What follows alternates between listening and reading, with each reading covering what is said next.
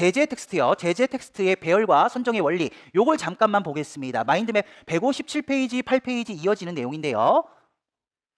먼저 요거는 앞서 말씀드렸듯이 읽기 수업, 읽기 지도를 하기 위해서는 그 시간에 활용할 읽기 제재 텍스트가 필요해요. 그죠? 그래서 읽기 제재 텍스트를 선정을 해야 되는데, 이때 읽기 제재 텍스트는 우선 어떤 역할을 하냐면, 먼저 1차적으로 우선은 그 읽기 제재 텍스트 같은 경우는 수업 목표예요. 수업 목표로 하는 성취 기준을 학습자들이 잘 학습할 수 있도록 교육의 재료가 되는 역할을 수행한다는 얘기예요. 이걸 읽고 학습 내용을 학습하는 거잖아요. 그죠? 그러므로 교육의 재료가 되고요. 둘째 같은 경우는 좋은 글, 가치 있는 텍스트를 선정해서 읽게 해요. 읽게 해서 학습자들로 하여금 올바른 가치관과 올바른 인성을 함양하도록 하는 역할도 같이 수행을 한다는 얘기예요.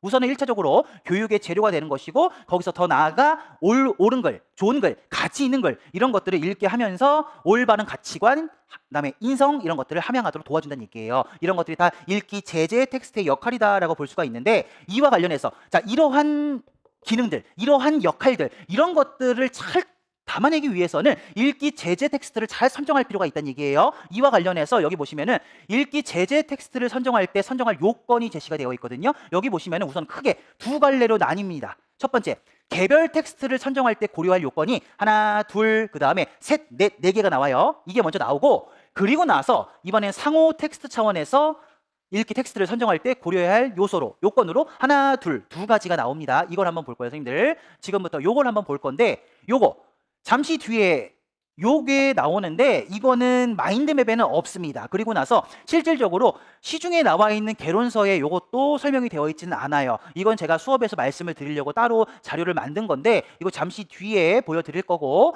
다시 앞으로 가서 첫 번째, 먼저 개별 텍스트를 선정을 할 때 고려해야 할 요건에는 무엇이 있는지, 그 네 가지가 있었는데, 먼저 첫 번째부터 살펴보도록 하겠습니다. 첫 번째 보시죠. 첫 번째, 내용 요소의 부합성이라는 게 있는데요. 얘는 뭐냐면요, 여기 보세요. 성취 기준을 구체화한 학습 목표요. 학습 목표를 도달시키기에 읽기 제재 텍스트가 적합한가라는 거예요. 적합하냐, 그죠? 즉, 읽기 제재 텍스트가 지식이라든가 기능이라든가 그다음 전략, 태도, 이런 것들을 학습하는데 적절하게 기여하냐라는 얘기예요. 그죠? 이게 바로 내용 요소 부합성, 즉 학습 목표를 달성하는데 읽기 제재 텍스트가 내용 요소 측면에서 부합하냐, 이런 얘기예요. 그죠? 이게 첫 번째고, 그다음 두 번째, 내용 수준의 적합성이에요. 얘도 마찬가지예요. 내용 수준이 적합해야 된다는 얘기예요. 보세요. 학기를 고려한 학생의 발달적 수준에 적합한가라고 했어요. 발달적 수준에 적합한가라고 했는데, 즉 교육 내용, 읽기 제재 텍스트 같은 경우 학습자의 발달적 수준에 적합한 것으로 선정을 해야 된다는 얘기예요. 그죠? 이게 두 번째. 그 다음 세 번째, 대자성, 문화성, 이런 게 나오거든요. 요거를 필기를 다 하려면 힘드세요. 이게 나름대로 조금 그래도 칠판에 글씨가 크게 쓰여 있긴 하지만은 힘들잖아요. 다 쓰려면 요걸 하나 찍어 주시면 감사하겠습니다. 선생님들, 요거 하나씩 찍어 주시고, 이걸 바탕으로 해서 대자성을 좀 설명을 드릴 거고, 그리고 나서 이어서 문화성을 설명을 드릴 건데, 문화성은 뭐 크게 어렵지는 않습니다. 근데 대자성과 관련해서 밑에 있는 내용을 좀 같이 보셔야 돼요. 그래서 이걸 좀 설명을 드리려고 합니다, 선생님들. 자, 대자성부터 위에서부터 보시죠. 대자성을 보시면은, 대자성은 뭐냐면은 여기 보세요. 학생들에게 성찰을 유발해요. 성찰을 유발해서 새로운 의미를 불러일으킬 가능성이 높은 텍스트냐, 이걸 말하는 거예요. 이걸 대자성이라고 하는데, 이와 관련해서요, 자, 밑에 추가 설명 내용을 잠깐 보시면 여기 보세요. 텍스트가 학습자의 내적 성장에 기여하는 가치를 담고 있느냐, 여기를 기준으로 해서 텍스트를 즉자적 텍스트와 대자적 텍스트로 나뉠 수가 있다는 얘기예요.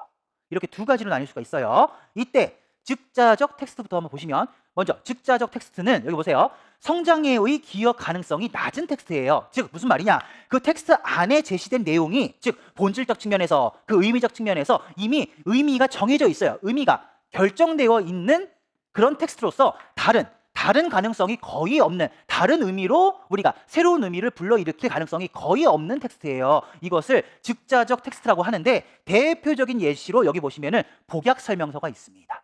이건 뭐예요? 약을 먹을 때, 약을 복용할 때 지켜야 되는 그런 방법들, 이런 것들이 설명된 설명서예요. 가령 예를 들어서 하루에 3번 먹어라, 또는 밥을 먹기 전에 먹어야 되는지 아니면 밥 먹고 나서 30분 뒤에 먹어야 되는지, 그죠? 이런 것들을 설명한 설명서를 얘기하는 건데, 이런 복약 설명서 같은 경우는 여기 안에서 제시한 정보 이외에 그 이상의 어떤 정보도 주지 않는다는 얘기예요. 그죠? 새로운 의미로 해석될 가능성이 없어요. 얘 같은 경우는. 그죠? 이런 것을 즉자적 텍스트라고 이야기를 합니다. 근데 그 밑에 있는 대자적 텍스트 보실까요? 대자적 텍스트. 얘 같은 경우는 여기 보세요. 성장애의 기여 가능성이 높은 텍스트를 말해요. 얘를 대자적 텍스트라고 이야기를 합니다. 가령 의미나 본질이 고정되어 있지 않아요. 고정되어 있지 않고 그 자체적 의미를 전달하는 데에서 그치는 것이 아니라 새로운 의미를 불러일으킬 가능성이 높아요. 즉 그런 가능성이 농후한 텍스트를 즉자적 텍스트라고 부릅니다. 대표적으로 기행문이 있어요. 기행문. 이런 기행문 같은 경우는 예시를 한번 들어보면 기행문 안에는 어떤 내용이 있나요? 필자가 어떤 장소를, 어떤 곳을 여행을 해요. 여행을 하고, 즉 보고, 듣고, 경험한 거. 보고, 듣고, 경험한 내용이 이 기행문 안에 있을 거예요. 그죠? 근데 기행문 같은 경우는 여기 보시면은 필자가 어느 곳을 여행을 하고 보면서 들은 내용, 경험한 내용, 이런 것들을 주로 전달하지만은 얘만 있는 건 아니란 얘기예요. 이것뿐만 아니라 다양한 곳을 돌아다니면서 탐방하잖아요. 그런 행위를 통해서 다양한 사회, 문화적 배경이라든가 이념이라든가 이런 것들도 같이 여기 안에 드러난다는 얘기고요. 더불어서 다양한 인식이라든가 가치라든가 이런 것들도 함께 담아낸다는 얘기예요. 그래서 보세요.